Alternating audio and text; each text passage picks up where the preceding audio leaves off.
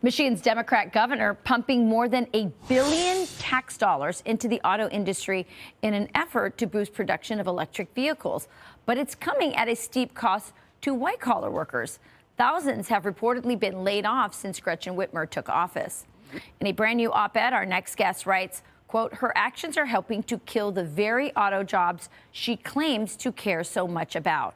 Joining us now, managing editor of Michigan Capital Confidential, James David Dixon. James, welcome to Fox and Friends. So explain these layoffs, because they were given, what, $100 million subsidy to hire blue-collar workers, but now white-collar workers are getting laid off almost in the exact same number.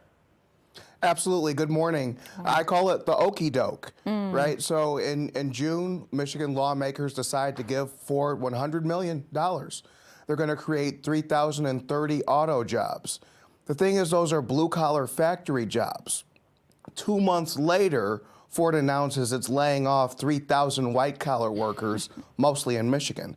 So we literally traded white-collar jobs for blue-collar jobs. Yeah, makes no sense. I'll tell you what else doesn't make sense. Spending $1 billion on electric vehicles that cost $66,000, so they're out of reach for, so many Americans, but also makes us more dependent on China. It does. I mean, and when you think about how those materials are mined and the work conditions, the human rights conditions that go into that. But my other concern is that anytime you're talking about electric vehicles, you're fundamentally talking about a slimmed down auto industry. You're talking about less jobs, and you're also talking about a future where Detroit's built-in advantages in building cars doesn't matter anymore. That's right. You're saying a slimmed down workforce because it doesn't take as many people to produce a car. So there's less, an electric vehicle. So there's less people working in these blue collar jobs that she claims she wants to save. But by the way, it needs a lot of tax dollars and subsidies to keep going.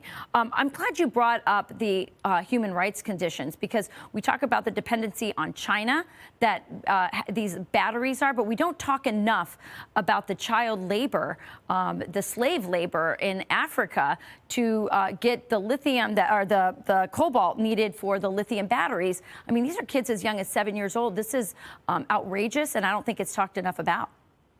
No, Jamie Hope, my colleague at CapCon, she's done a great story about that, talking about the real trade-offs involved with EVs.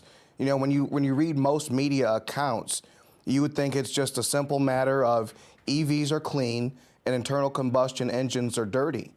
But like everything, there's real trade-offs involved. So, and then you factor in, you think about, things like cobalt, lithium. If a bird lands in lithium, that bird's not going to survive. So it's not necessarily cleaner either. Yeah, sounds pretty toxic to me, James. James, so great having you on the show, and we'll have to have you back, and maybe even your friend, to talk a little bit more about the child slave labor involved in electric vehicles. I think it's fascinating and needs to be exposed. Thank you for joining us. That would be a blessing. Thank you. Yes, thank you. All right.